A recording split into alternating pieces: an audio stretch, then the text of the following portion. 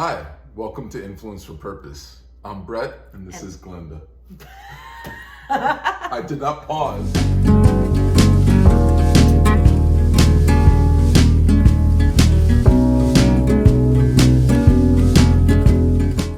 Hi, welcome to Influence for Purpose. I'm Brett, and this is Glenda.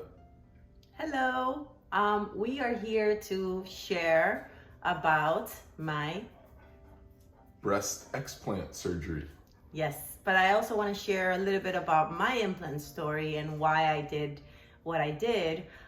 This is a really difficult difficult subject for me to talk about, to have to open up and share this. It's very vulnerable. Yeah. And having to share the mistakes that we make is not something that it's easy to do at times. And that's part of our reason with Influence for Purpose is to be honest and transparent, share mistakes we've made in the hopes of helping other people avoid those mistakes or helping them heal through them.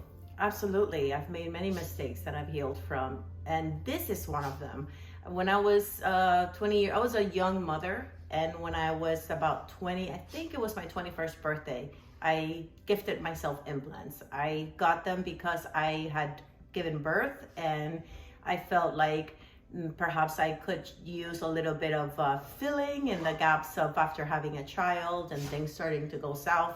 So I decided to do the implants. And in a way I was trying to increase my self-esteem, to look good, to feel good, but not realizing in retrospect that it's a psychological thing that shouldn't be addressed physically. And I'm not saying that you can't do things physically to take care of yourself, but I feel like that now I wish I would have been content with who I was at the time. And after basically implanting them, I immediately starting to have struggles with them. I had a real bad pain on mainly just below my arm, more on my right, on both sides from time to time. It was like a sharp pain, and it was around the lateral side of my body, just under my armpit. And I would have to just kind of press and do compression, and that was on and off. I had my implants all total of 22 years, and I just struggle with that throughout the years. But I didn't want to do anything because it would mean going back to the doctor and potentially opening myself up and doing something that I had no idea what would be. At the time when I started to see what some of my options were, it was to replace the implant.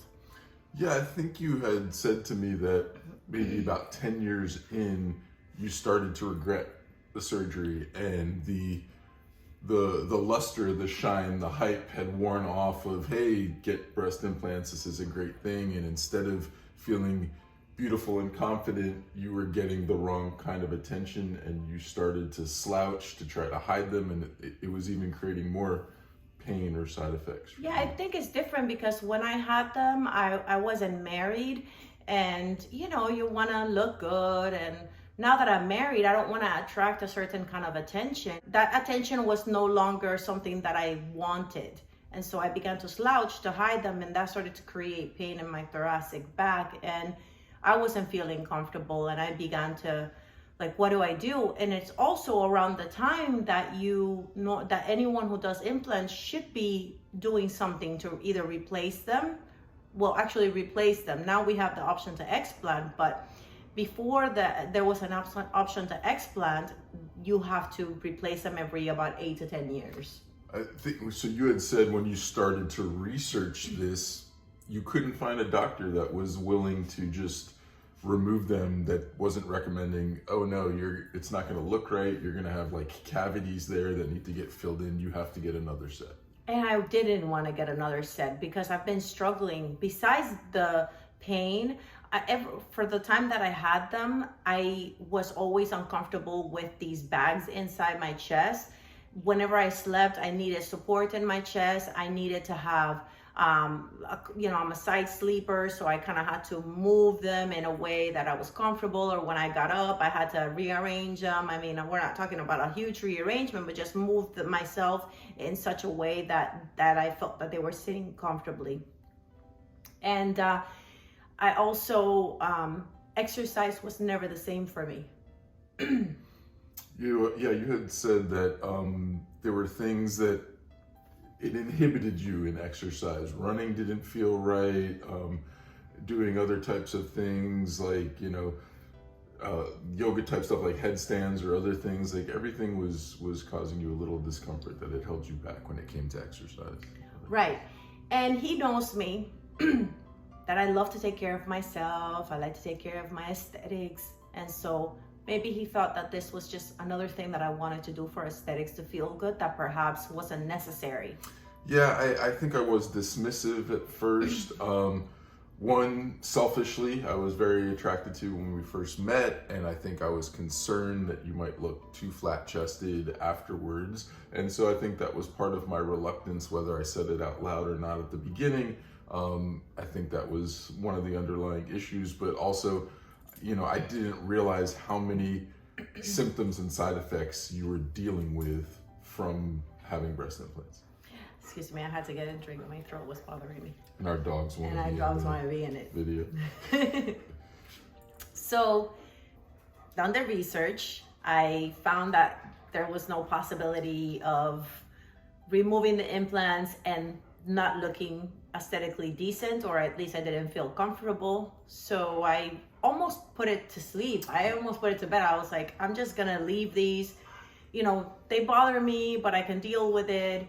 And I'm just gonna go on, and I'm just gonna forget about it. Yeah, and I think I was happy with that, rather than encouraging you to continue to research. Yeah, until about 3 years ago, I met a young lady that needed a massage on her back, and she couldn't go face down. So as a therapist, I want to know, why is everything okay? Why can't you go face down? And she explained to me that she had just had this procedure done. She had explanted.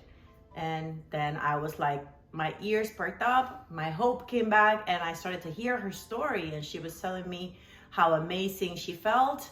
She was telling me how great the doctor was.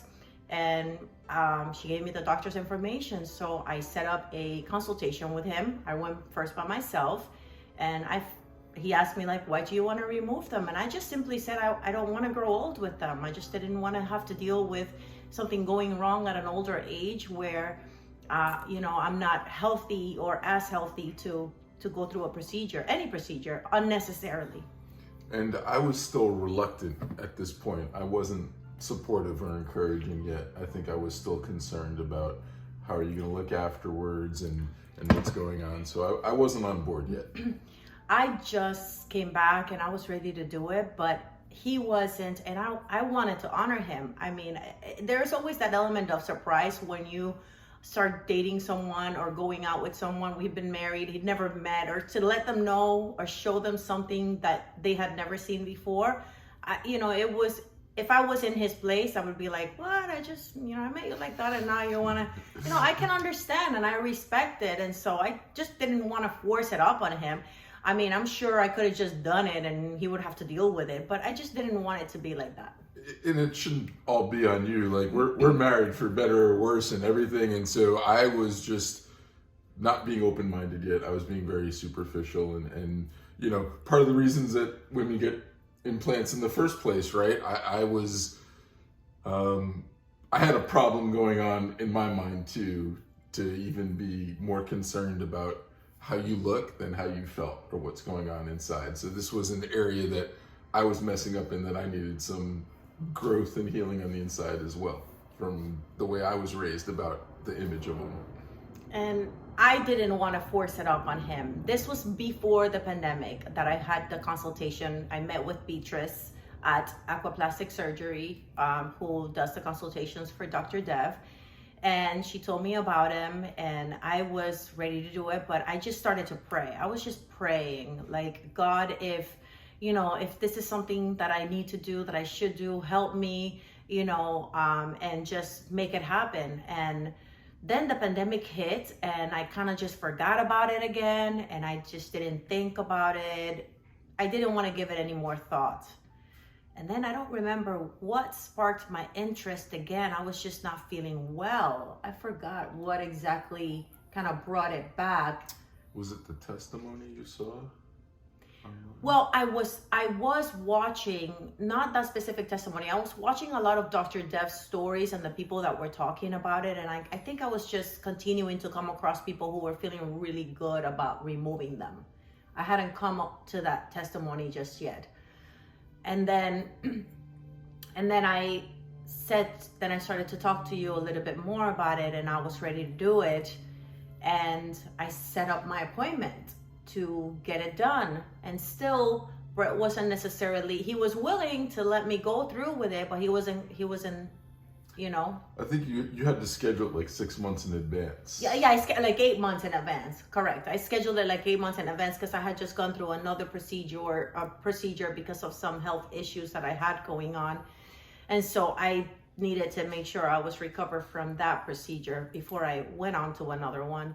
And so again, I was still in prayer. I was still trying to find out information about it. And then I came across as the time was getting closer, I came across the testimony or story of a woman named Jacqueline Medina, which I actually contacted her and made sure I can share her information because it was her video that I was watching and listening on her Instagram page that Brett was listening to in the background. And then I just hear him say, "Oh gosh, I'm sorry, honey. I can't believe you're dealing with all of that." Yeah, I think I had known over the years of our marriage many different things that you struggled with, and I had no idea that they could possibly be related to breast implants and what's known as BII, breast implant illness, that there are all of these side effects that are caused from having foreign objects in your body, that basically your body is immune system and everything else is continuing to fight because they're not supposed to be there. Right. So after listening to that, now he's excited for me. I'm already scheduled. I'm ready to go do it. We're both good. Now we have peace. And the day of the surgery comes and I have my surgery. Dr. Dev was amazing, very personable. Brett was there when he's marking me up. Yeah, he made us feel so comfortable that I was fine with another man looking at and touching my wife's breast. I was uncomfortable. But he made us feel so good, and like he never made me feel like he was concerned about his work, and so I felt good like that. I would aesthetically, I would be okay, and so I wasn't concerned. I was a little bit worried, but I wasn't like, it wasn't keeping me awake at night. So I go to the surgery room and I wake up and it was like I put to death a woman and a whole different one came back up. It was literally like, I think I describe it as baptism of Christ, leaving the death behind. Because I felt so good immediately. I think you describe almost like you had a physical redemption of your body. Absolutely. From the moment you woke up, you were saying, "I can breathe better." Yeah, I didn't know what it looked like under the bandage, but I felt so good. I could breathe better. I felt immediately like my mental health, like a brain fog, was lifted. And like a burden was lifted. Now I don't have to worry about removing these things. I felt like God redeemed me, and now I have the opportunity to start over again. So I was feeling immediately better. And you know, even though I was 100% on board, in the back of my mind, I'm still thinking like, how is she going to look afterwards? And I think I was prepared for the worst, but you know, got the best with Dr. Dev and you know, I don't know if it's on camera or not, but you know, it's not gonna be on camera. You know, but I when I went to the consultation, I think it was the second day or the third day, I think, then they removed the bandage and they showed us, and you know, of course I won't share that, but there's a picture in the background and I saw Red's face immediately and he was happy. He smiled. he was happy, I was happy, and I feel so much better. And so there was just immediately, I've seen progression, health progression, physically, mentally, and emotionally since I had it. Our relationship is even better. I do have a history of struggles with anxiety and depression, which if I think back, it started after I had my implants. And we don't really talk about these things, but when I did my original implant surgery, the side effects, some of them were depression and anxiety. So I had struggled with anxiety. I couldn't really, for years, on and off, but more in the more recent years, I was having a hard time focusing and reading. And so I was doing a lot of audiobooks, and the Bible was in audio, and listening to a lot of things. It was very difficult for me to sit. I was able to do it in the years early on in the surgery, but as the time progressed, I was becoming more and more anxious and not able to focus. And so that was something. Now immediately I saw a difference. I can now sit with a book and read, and I love it because I love reading. And another thing that I was struggling with for about 2.5 years at my job, I work, we have all the lights on, we have music going, and I was having a lot of headaches. And they were like, you should turn the lights off. So I turned the lights off, and I realized that it felt much better. The sensitivity to the light that I had to wear glasses everywhere for a long time. Sunglasses, which I thought was because of the LASIK, but it's not, because ever since I had the surgery, I don't even know where my sunglasses are.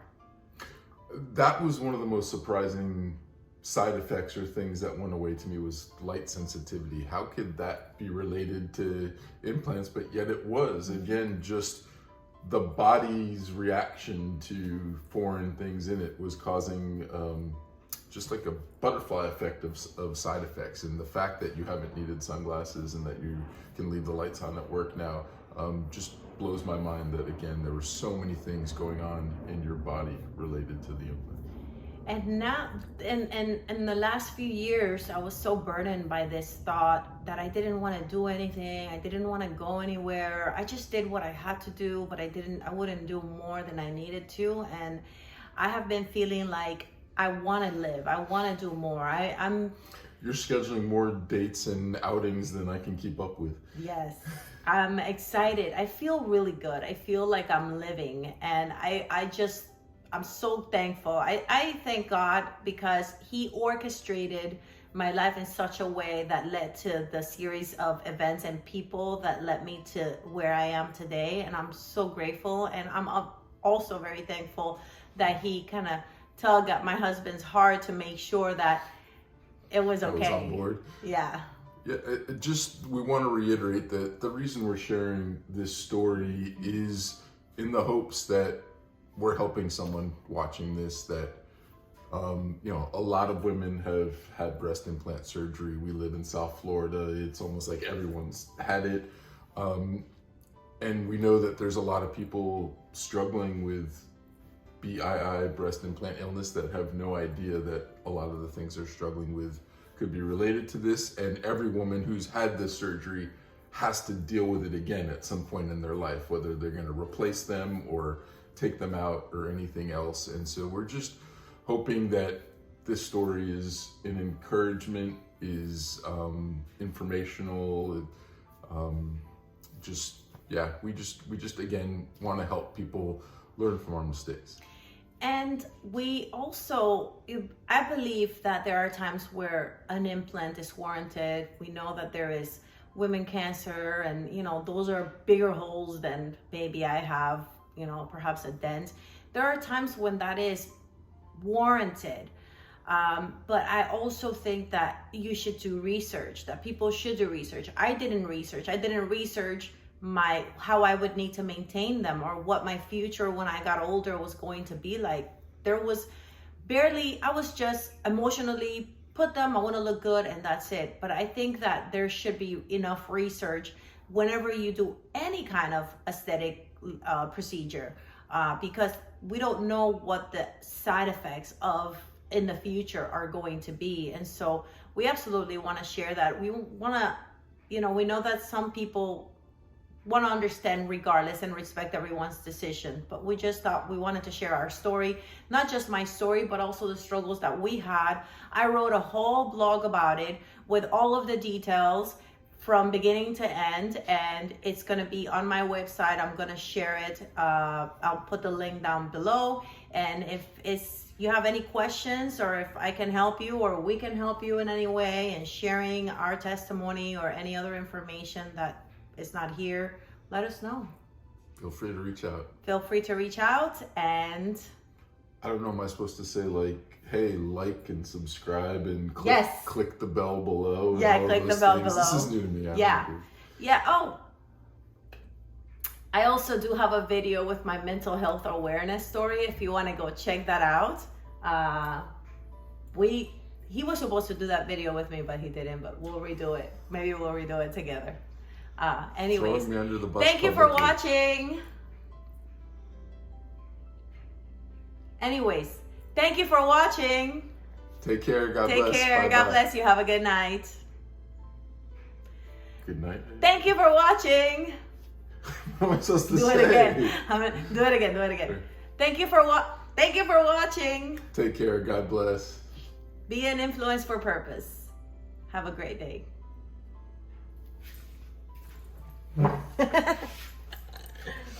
my gosh, 8:56. I have like a meeting in 4 minutes. Ah? I have a meeting in 4 minutes. Oh, I gotta sit up straight. Tall.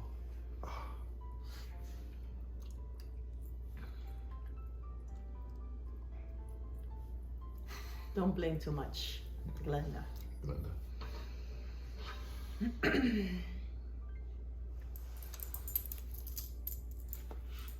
Are we recording? Yes. Oh. Hi. This is Bella. Can't see her probably. Yeah, and we have baby over there. This is Boom. This is Pom. And they want to be part of the video. Oh, they want to be part of They want to be everything part of always. everything.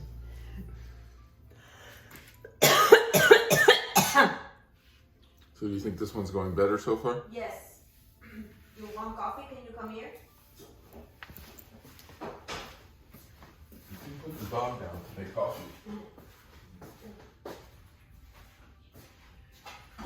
You want to pour some wine too?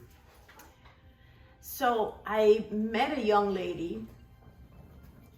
Until I met a young lady that. Take a drink. Your voice is off. Can we get that?